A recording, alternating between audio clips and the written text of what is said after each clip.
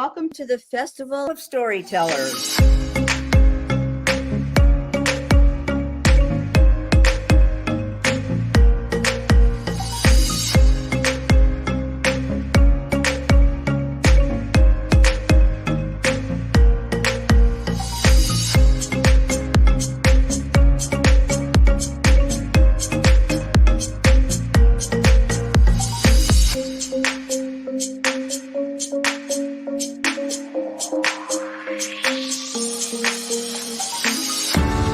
I can't tell you how excited I am to be on right now.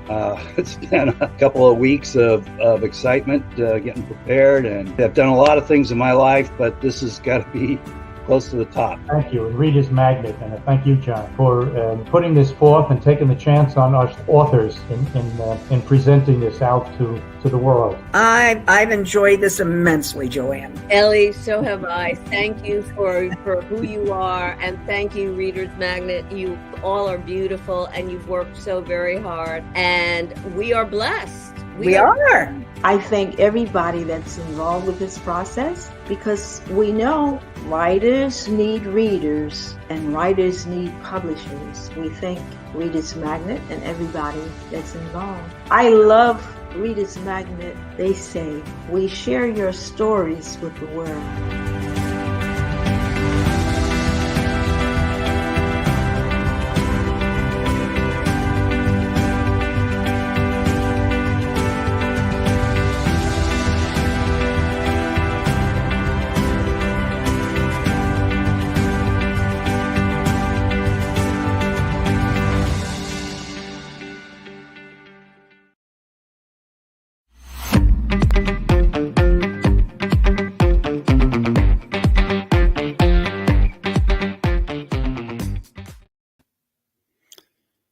Good afternoon. This is Walter Clark Boutwell. I write under the name of W. Clark Boutwell. I am a physician. I started doing doctoring stuff about 50 some years ago, and I started writing about 10 some years ago. That is writing for my own self. I'm the author of a trilogy called Old Men and Infidels, which is Outland Exile, Exile's Escape, which is here. Whoops. There we go. And Melilla of the Scorch. And these are, to my great surprise, a classic trilogy. And I like to call this political fiction. It has been likened to 1984, The Handmaid's Tale, Brave New World, The 11th Hour, or The 11th Station. And so it is my take on the political future of America, far enough away that we've gotten away from party politics, and we're talking about what makes the nation of America peculiar, and it certainly is peculiar. I have answered a bunch of questions that you'll probably find on the chat, but basically, the trilogy does provide a single story arc, and each book is self-standing. It's a standalone. Each book is standalone, but the story arc you'll see is, if you read it, is identified as following the course of two individuals. Both of them are middle-aged. My interest has been in how physical age, the actual age of a country, affects its politics. And I got started on this. Hello, Romeo. How are you? I got started on this because of, and you poor man, you've heard this before, by being lectured by a 10-year-old Ghanaian boy. Darrell, thank you. That's very kind. About Ghana having never been a colony. And for people of my age, Ghana was the first of the English colonies to gain its independence without firing a shot. The first one that got its independence by firing a shot is us, Americans. So both Ghana and America have been colonies, but my young friend who was 10 years old absolutely refused to believe that Ghana could have been a colony at one time, although he was perfectly willing to believe that America was a colony. And I sort of pointed out, well, he spoke English. And he said, well, Ghana is an English-speaking country. What more could be more natural? I tried to look into that. And my thesis is that it's the physical age of a country that allows for this kind of, I would say, amaurosis, meaning blindness, compared to old countries. You can't tell stories like that in old countries because you'll have somebody like me who will stand up and say, no. I remember when Kwame Nkrumah declared the republic when I was 10 years old. You can't fool me into saying that Ghana was never a colony.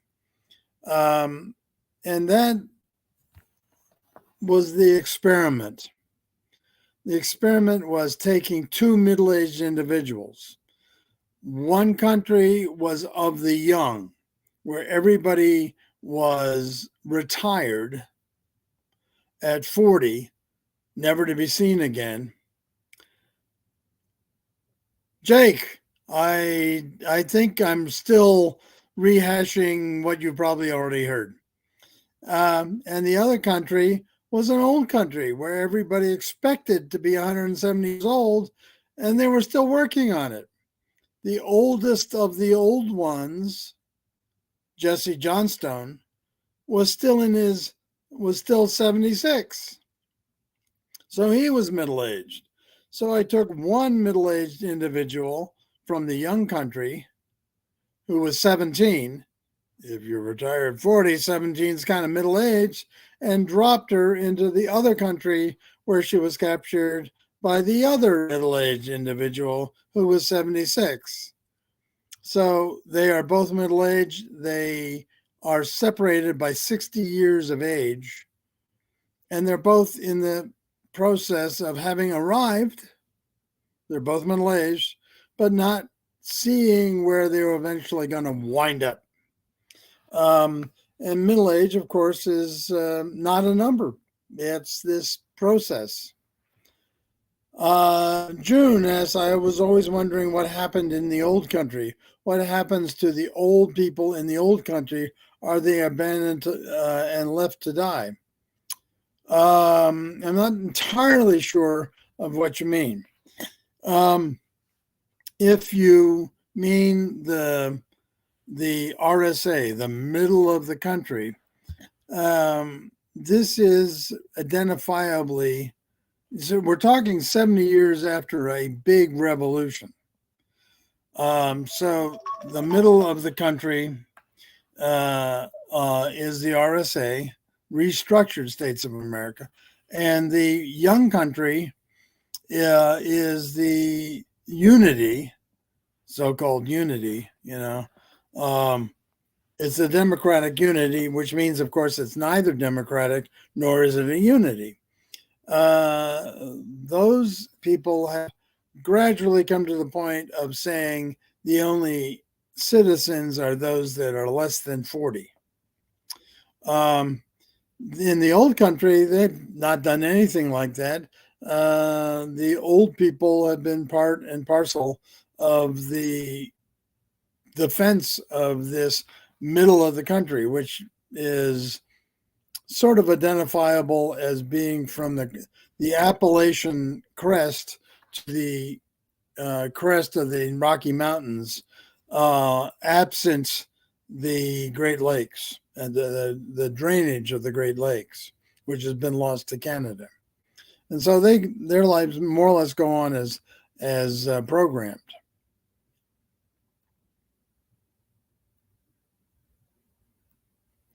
Whoa. Michael asks, hello, Walter, how many hours of practice is required for practicing this writing level? An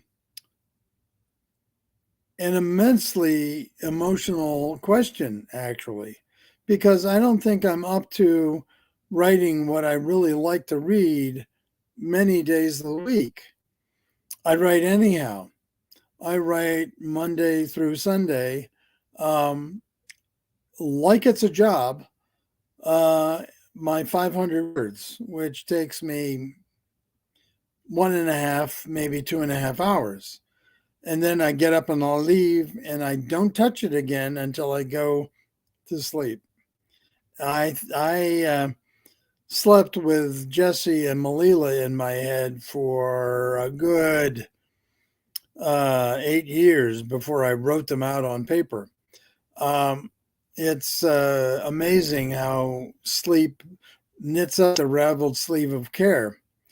What raises the level of writing to good level is editing. And I love to edit. Editing is great. I get to stand back and look at my own stuff and say, yeah, it's not good enough. I got to carve this out, and I got to carve that out, and I've got to tighten it up, and I've got to streamline it. And editing is what raises any kind of writing to a level that anybody who's not related to you should have to be required to read. I was asked one time, previously, Kit's asked, at what point do you think someone should call themselves a writer? The second you write something that you think somebody else will read. You may discover you're a writer, pretty much like I did. I started writing this trilogy. I mean, it's 100,000 words plus, thinking this was kind of a short story. I mean, that's an honest, absolutely honest statement. I had never written anything anywhere near as long as a short story at the time. And I started writing, and I really got enthused with my characters. I love Malila and Jesse. And they kind of took over the story and told me where to go with it. And I added things to make it neat for them. And I had them do things that would further their responsiveness to each other. And I blew by 70,000 words and said, whoa, that's not a short story anymore. That's a book. And so I kept on writing because I was nowhere near the end. And at 150, I decided it was 2 books. And so I chopped it and made Outland Exile and decided I'd have 2 books, but then I decided later on I'd have 3. And they divide in very natural places, but nevertheless, I never thought I was writing a trilogy until after I had published Outland Exile. So when do you call yourself a writer? You call yourself a writer when you begin. When do you call yourself an author? When you publish. When you call yourself a professional author? When you get money. Okay? Critical acclaim means nothing. People putting down their hard-earned cash to read what you have to write is a measure of your value to them.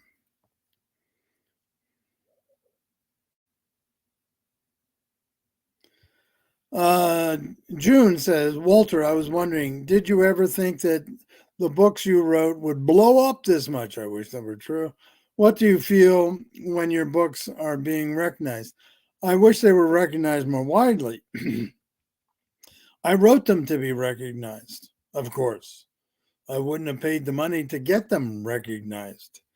Um, uh, this is a conspiracy of the informed.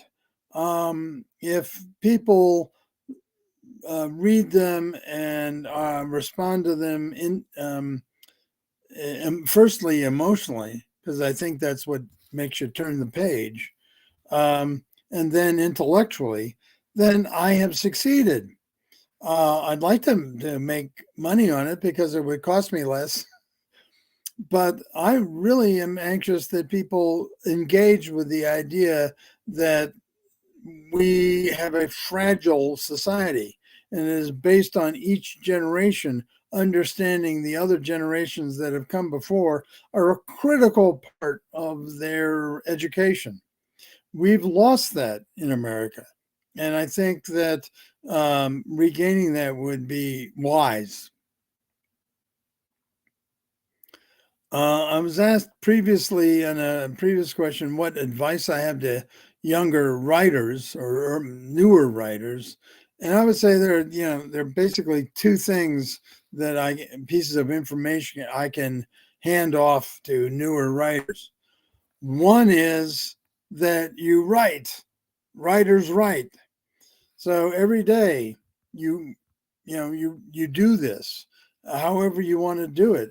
You write for a period of time, 2 hours. You write for a certain number of words, which the writing programs make very easy to figure out.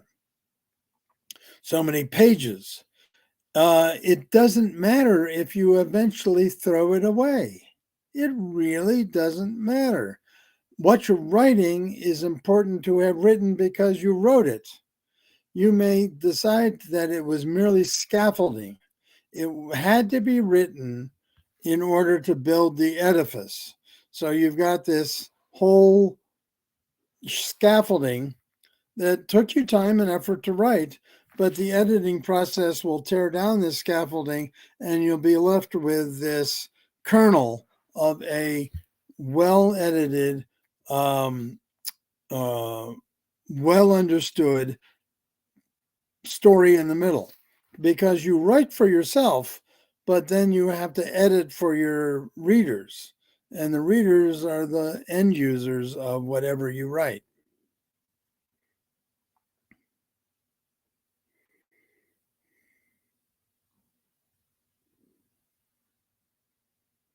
I was asked, June says, aside from your books, is there a book from another author that you love? I have been a fan of C.S. Lewis since I was, 4. But at 4, I could not read, so it was read to me. At 12, I started reading C.S. Lewis on purpose. And one of his books is called The Problem of Pain. And I think someone in my occupation, I've been a physician for 52 years. The Problem of Pain is I think it's required reading for any physician. We deal with pain. We inflict pain frequently. We try to alleviate pain incompletely and rather inexpertly. But much of our practice deals with the commodity of pain, and I think I have read The Problem of Pain by C.S. Lewis probably about 8 times in the last 40, 50 years.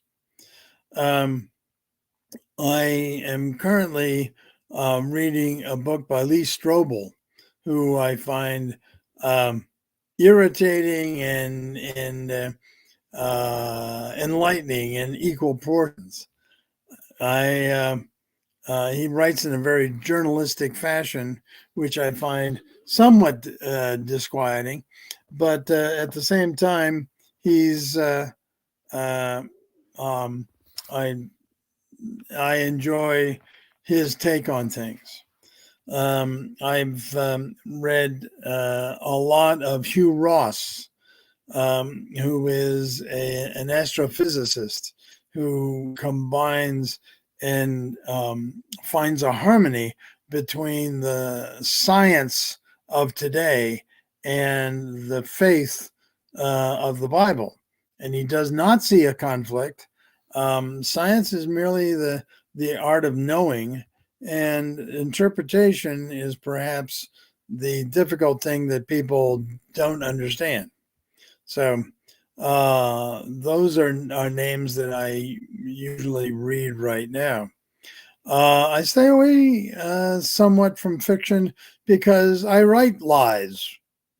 I don't need to read lies. But I do. Of course I do. Well, thank you. Kit says the way you explain the complex topic that easily is truly amazing. I wish I could do that better. We are beset with difficult topics to deal with, and people who would be very glad to make it, to obfuscate the story and to make a new narrative that is false. We have people, somebody in one of the comments mentioned that he thought that lots of people that he had met in the United States thought that the United States was like millennia old. No, we're slightly older than 200 years. And at that, we're elderly. We're old for a republic. Lots of republics get to around 200 and some years and fall apart. We are much more likely to see the death of America in the next 100 years than the progress of America in the next 100 years. That's just calling the odds.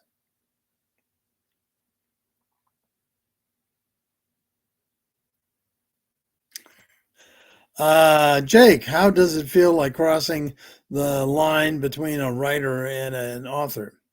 It's practically indistinguishable.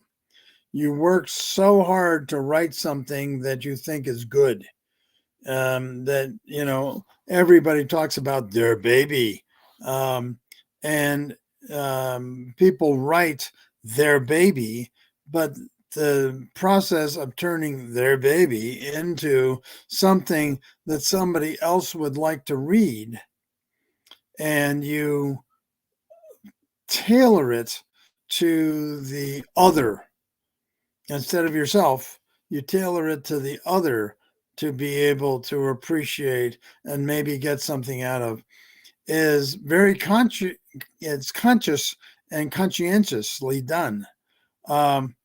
But it happens over time, and you all feel that it's all part of it.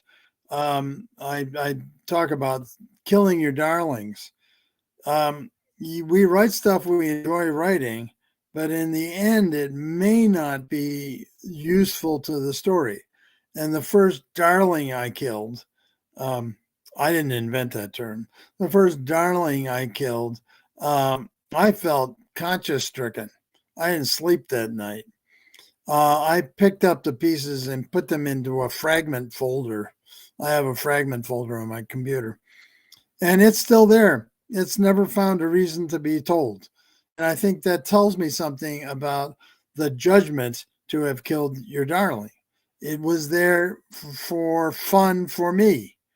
And it wasn't there to be used by a reader to better understand where Malila, in this case, was going.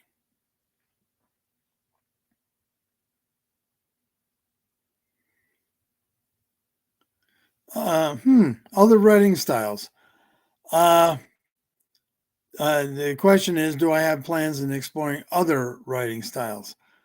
Boy, it was hard enough to stop writing medicalese.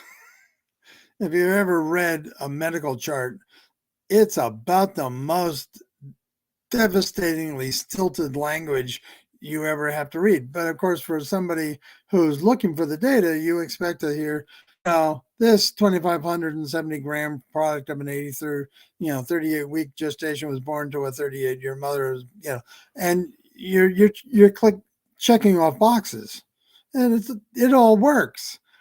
But when you try to entertain somebody, it becomes, okay, maybe I've found one way of doing it.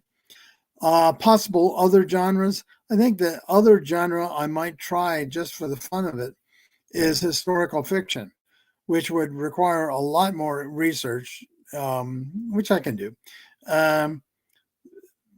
because there's more constraints. In a lot of ways, having more constraints on a subject is liberating.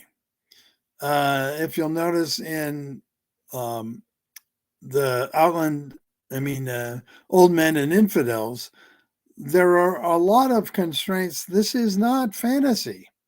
This is very much, there's only really one item that requires technology rather, that we don't have. And that's the aero cars of the Unity. Otherwise, it's not entirely weird. I suppose talking plants are weird in their fashion, but they've been identified as mutagens, so maybe that happens. That keeps it pretty restricted, and restrictions help you a great deal. Jake says, I hope you use historical fiction too. There are a lot of historical fictions very rapidly get into the classic understanding of romances, of the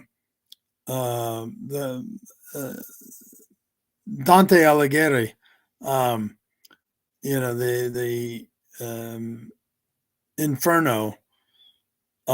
He calls it Divine Comedy. Why is it a comedy? Because you start low and you end high. A tragedy is you start high and you end low. That's definition. So the idea of a historical fiction being a comedy, I want to start low and end high, is you got to work that out. You got to push the boundaries. I'm about a quarter Scots. I'm a member of Clan MacLellan. I am enamored of the Scots culture, and I would very much like to do a historical fiction on the Scots in America, what used to be called the Macocracy, in the mountains of Tennessee, where I now live, down to the mountains of Georgia. And that would kind of be a kick. We got 3 minutes left.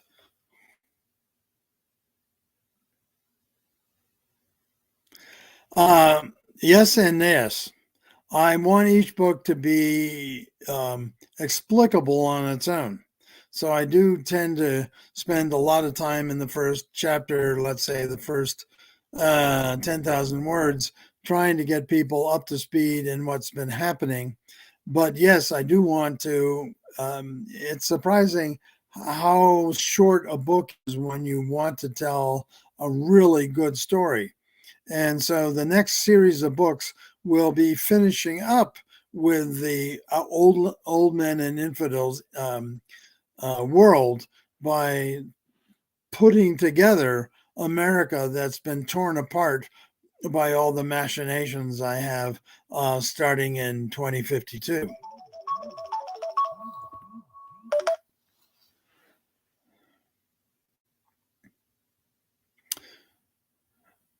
Very good. Well, it has been a vast pleasure to have talked to people who are interested in the Old Men and Infidels trilogy. I hope you all are enthused to go out and read them and to leave reviews. I can always use new reviews. They're a commodity that goes bad over time. So I can urge you all to give reviews on any book of mine that you read. Good or bad, I want you to be honest. Thank you. This is Dr. Walter Boutwell, and I write under the name of W. Clark Boutwell with a series of Old Men and Infidels, starting with Outland Exile, which, by the way, is on a Kindle. It's a very exorbitant $1, less than $1 on a Kindle purchase. Thank you very much.